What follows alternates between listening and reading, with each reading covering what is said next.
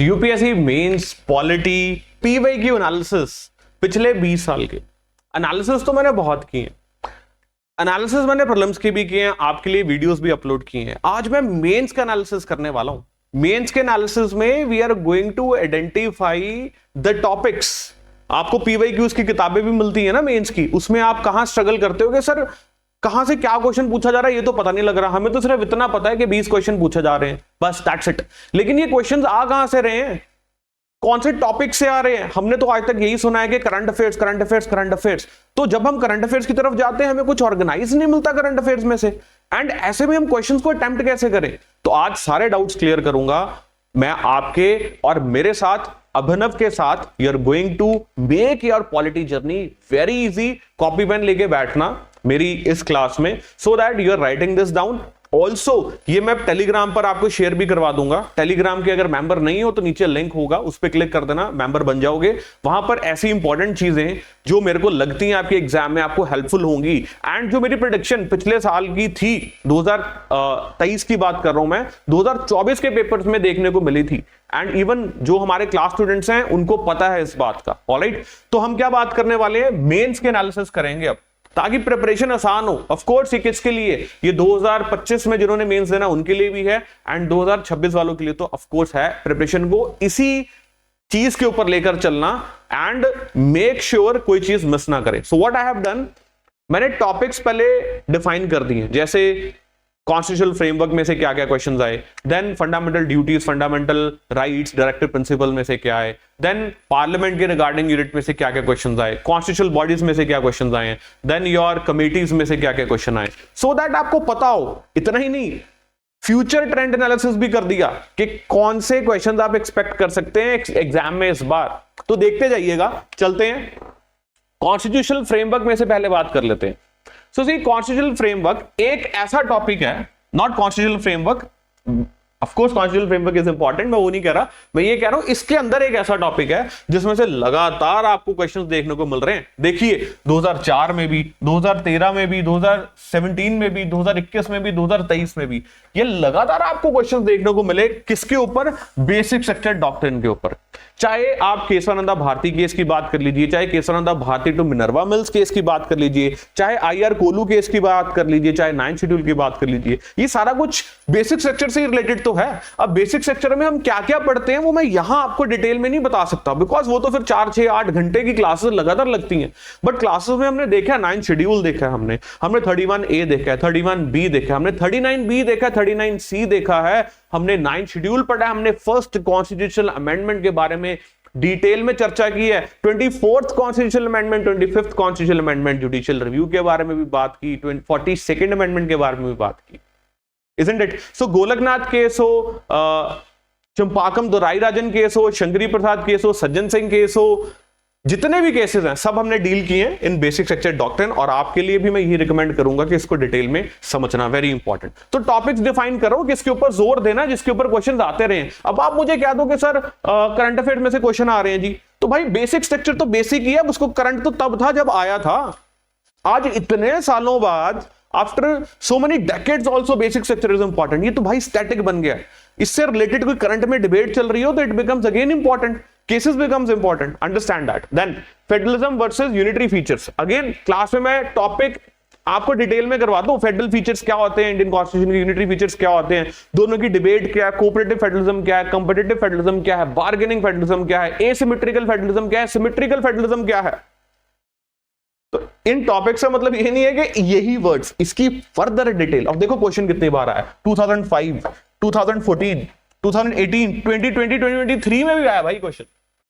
अब क्या क्या क्वेश्चन आए वो मैंने आपको बताया। न्यू विशाल का प्रीवियस ईयर अपने सामने रखो, उसमें देखते जाओ, you will get an idea, best idea. ये एनालिसिस के बाद उन क्वेश्चंस पे जाना, बहुत मजा आएगा। आपको ऐसा लगेगा यार इतना आसान, मुझे पता ही नहीं था, मैं कहां फंसा हुआ था, मैं अपने आप में खोया हुआ था, मुझे लग रहा था कि मैं बहुत एक्सपर्ट हूं, मैं पेपर क्रैक कर दूंगा, मुझे तो गाइडेंस की जरूरत थी।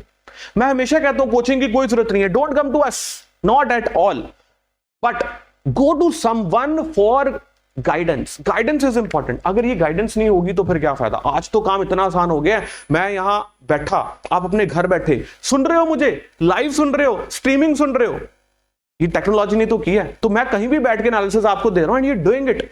So much is the importance of technology. इस चीज को दिमाग में बिठा के चलिए, समझ के चलिए। Is that clear? चलिए आगे। सो फेडरलिज्म वर्सेस यूनिटरी फीचर्स भी बताया मैंने। प्रेम्बल एंड इट्स सिग्निफिकेंस कितनी बार क्वेश्चन आया, 2008, 2011, 2015, 2022। प्रेम्बल की सिग्निफिकेंस, प्रेम्बल होता क्या है, क्या इसकी सिग्निफिकेंस है, क्या इंपॉर्टेंस है, everything covered.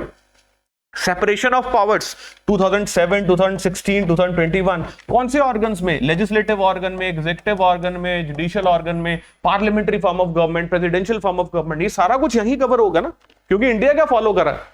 India Westminster model follow करता है, India parliamentary form of model follow करता है। प्रेसिडेंशियल क्यों नहीं करता है फॉलो? फेडरल स्ट्रक्चर है या कासी फेडरल है या फेडरल सुई जेनरिस है, ऑफ इट्स ओन नेचर है, lot many things guys. So then trend देखिए, अगर हम कॉन्स्टिट्यूशनल फ्रेमवर्क की बात करें तो आने वाले टाइम में इंक्रीजिंग फोकस रहेगा ही रहेगा फेडरलिज्म के ऊपर। कभी सेंटर में बीजेपी सरकार है, स्टेट में आम आदमी पार्टी की सरकार है, कांग्रेस की सरकार है, कैसे प्रेसिडेंट रूल लगाया जाता है, कैसे सरकारें गिराई जाती हैं, पावर शेयरिंग क्या है, फाइनेंसेस की शेयरिंग क्या है, ये इंपॉर्टेंट रहने वाला। And governance challenges with respect to that, ये ट्रेंड हमें नजर आ रहा है। फ्यूचर में role of governor, recent supreme court judgments along with federalism, ये इंपॉर्टेंट रहने वाला है फ्यूचर में, याद रखिएगा। सो व्हाइल प्रिपेयरिंग इस चीज के ऊपर भी आपको क्या करना है, फोकस डालना है।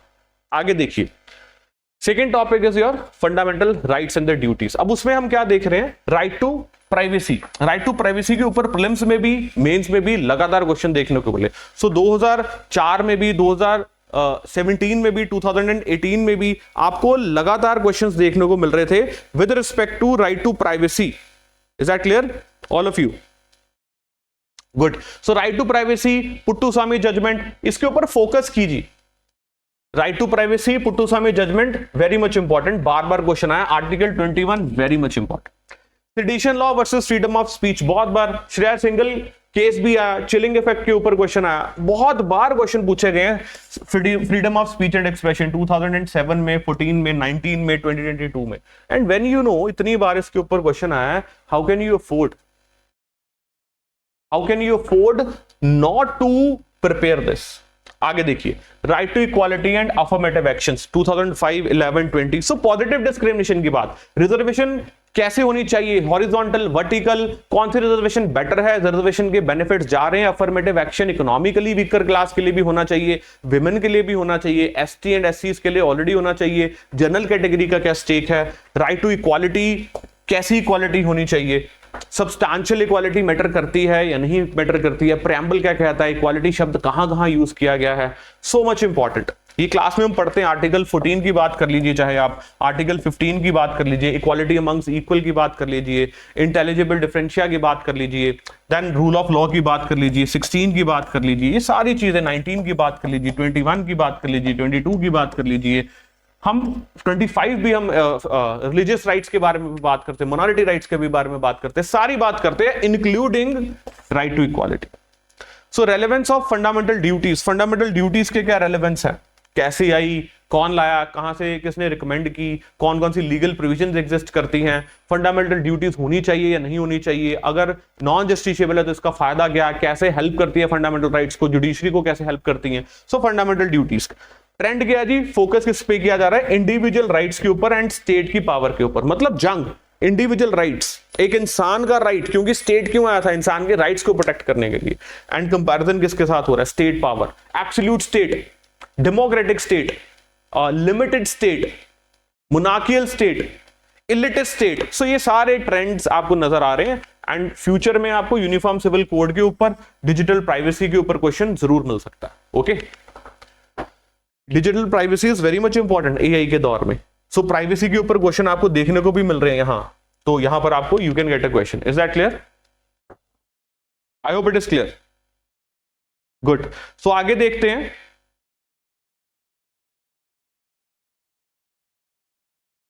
सी directive principles of state policy. Directive principles of state policy और फंडामेंटल राइट्स की डिबेट, दोनों की डिबेट 2004 में, 2013 में और 2017 में इसके ऊपर क्या आए हैं, क्वेश्चंस आए। अब ये कहां सेटल हुआ, मिनर्वा मिल्स केस में, जहां ऑनरेबल सुप्रीम कोर्ट ने बोला कि directive principles and fundamental rights में हमें बैलेंस स्ट्राइक करके ही चलना पड़ेगा। दोनों क्या है, they are the two wheels of the same chariot, together they are core commitment to the social revolution.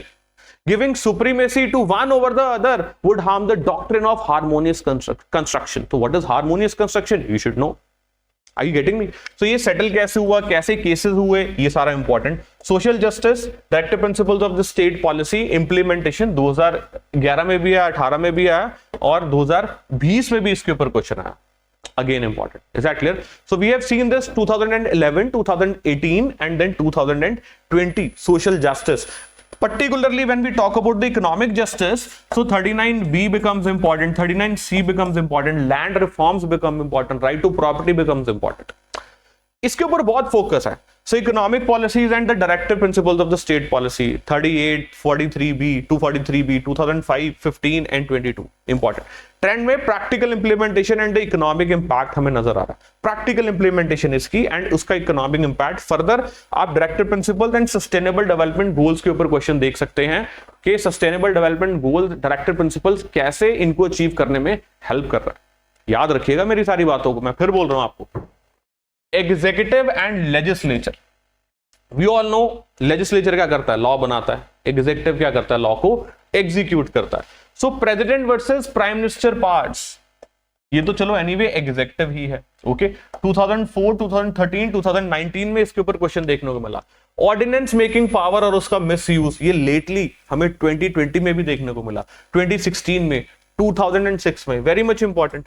Anti defection law and it's limitation, schedule 10 के बारे में बात हो रही है, 52nd कॉन्स्टिट्यूशनल अमेंडमेंट के बारे में बात हो रही है. एंटी डिफेक्शन लॉ के बारे में जब बात करते हैं, स्पीकर का रोल ऑटोमेटिकली पिक्चर में आ जाता है.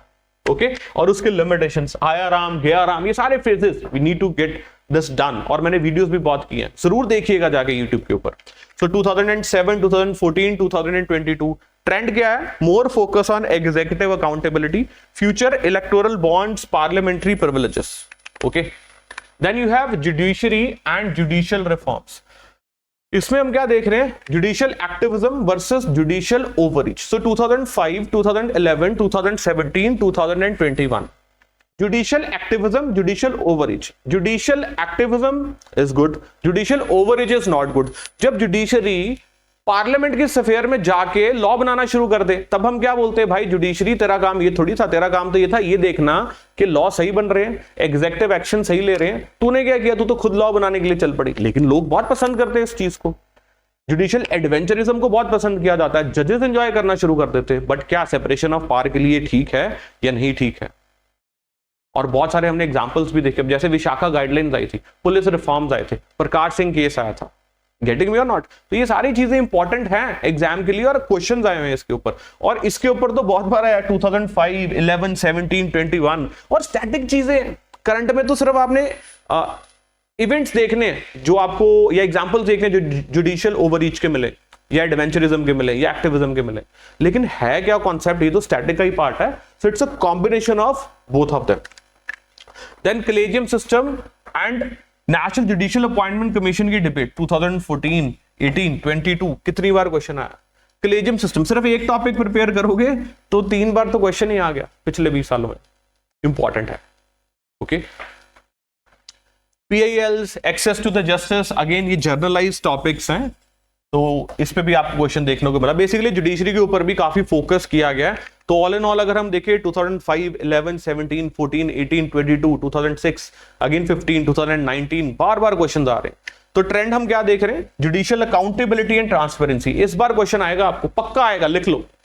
जुडिशियल अकाउंटेबिलिटी के ऊपर जब नेशनल जुडिशियल अपॉइंटमेंट कमीशन लाने की बात हुई थी, तब बोल दिया independence of the judiciary is being threatened and it is the basic structure of the Indian constitution. तो ये अपॉइंटमेंट कमीशन सही नहीं है. तो जब भी कोई ना कोई जुडिशरी की अकाउंटेबिलिटी बढ़ाने की बात की जाती है, तब जुडिशरी को प्रॉब्लम होनी शुरू हो जाती है. इंडिपेंडेंस के नाम पे उस चीज को खत्म कर देते हैं. आने वाले टाइम में इलेक्टोरल बॉन्ड्स, पार्लियामेंट्री प्रिविलेजेस, इसके ऊपर आपको क्वेश्चन जरूर मिलेगा अलॉन्ग विद जुडिशरी की अकाउंटेबिलिटी के ऊपर. ओके तो then local governance, Panchayati Raj and urban bodies, again very amazing topic. अभी हमने कल ही क्लास में किया है, राइट? और मैंने बोला था मैं अब एनालिसिस करूंगा, तो इसके ऊपर भी देखो कैसे क्वेश्चंस पूछे जा रहे हैं. Women's role in local governance, very important. क्यों? क्योंकि क्या होता है, जो विमेन रिजर्व कॉन्स्टिट्यूएंसीज होती हैं, वहां के जो एक्चुअली मेल डोमिनेंट सोसाइटी है, शॉविनिज्म प्रिवेल करता है, पुरुष प्रधान सोसाइटी. वो अपनी ही वाइफ को खड़ा कर देते हैं इलेक्शंस में। बट क्वेश्चन पता क्या over a period of time 5 साल 10 साल वो एम्पावर हो रही है या नहीं हो रही है? This is the question. कि सिर्फ फेस बन के रह जाती। So women's role in local governance, और कुछ एग्जांपल्स जहां वुमेन ने एक्सेल किया, एग्जांपल सेट किए डेवलपमेंट के। Then you have urban local governance challenges, smart cities, इस पे भी 3 बार क्वेश्चन देखने को मिला आपको। पंचायती राज इंस्टीट्यूशंस के ऊपर बहुत बार क्वेश्चन देखने को मिला। तो अगर आप women role in local governance, Panchayati Raj, सभी को कंबाइन करके चलते हो, सो बहुत बार क्वेश्चन आया जी इस चीज के ऊपर। अर्बन गवर्नेंस के ऊपर ट्रेंड हमें और ज्यादा नजर आता जा रहा है। AI and data analytics in local governance, local governance में या फिर स्टेट गवर्नेंस में या फिर सेंटर गवर्नेंस में एआई का रोल, आर्टिफिशियल इंटेलिजेंस का रोल क्या है, कैसे हेल्प करेगी मेडिसिन में, etcetera, very much important. Then federalism and centre state relations की बात करेंगे, ये भी बहुत इंपॉर्टेंट। मैंने पर्सनली बहुत बार क्वेश्चंस देखे हैं, आप देख ही रहे हैं इंटर स्टेट डिस्प्यूट्स के ऊपर, क्योंकि स्टेट्स आपस में लड़ते हैं, पानियों के लिए लड़ते हैं, लैंड के लिए लड़ते हैं, रिसोर्सेज के लिए लड़ते हैं, बहुत सारी चीजों के लिए स्टेट्स के आपस में अनबन रहती है। गवर्नर का रोल जब सेंटर स्टेट रिलेशंस की बात हो, 2006, 2015, 1923, very much important. Governors role, SR Bommai case, इसके ऊपर भी मैंने वीडियो की है। GST council and fiscal federalism, ये सारी चीजें आप समझ रहे होंगे, अच्छे से समझ रहे होंगे। मैंने क्लास अभी कल कंक्लूड की है, इसलिए मैं ये चीजें आपको सारी बता रहा हूं, और थोड़ी पेस पे भी हम चल रहे हैं, because you guys are getting all these things because we have discussed this in the class. Trend क्या, economic and cooperative federalism, as I have already discussed. Revisiting schedule 7 state autonomy, जहां पर powers की distribution के बारे में बताया गया। अब इसके ऊपर मैंने लास्ट ईयर आपको बताया था कि प्रीलिम्स में क्वेश्चन आएगा, और आया भी था। कोईपन क्लासिफिकेशन पे, ज्योग्राफी पे बताया मैंने, और आया भी था। ये कुछ चीजें होती है over a period of time, with your experience you can predict. Okay, चलिए। Constitutional and statutory bodies, constitutional bodies वो होती हैं जिनका जिक्र कॉन्स्टिट्यूशन में है, स्टैट्यूटरी बॉडीज वो होती हैं जो लॉ के द्वारा एग्जिस्टेंस में लाई जाती है। एग्जीक्यूटिव बॉडीज वो होती हैं जिसमें ना पार्लियामेंट का रोल होता है ना कॉन्स्टिट्यूशन का, वो एग्जीक्यूटिव अपने डिसीजन से उसको क्रिएट कर देता है, जैसे planning commission, is that clear, जो थी पहले body. So election commission constitutional body, is that clear. So electoral reforms, very important, ये देखो कितनी बार क्वेश्चन आया, and again very very important. CBI, need for independent investigating agencies, इसके ऊपर कितनी बार क्वेश्चन आ गया।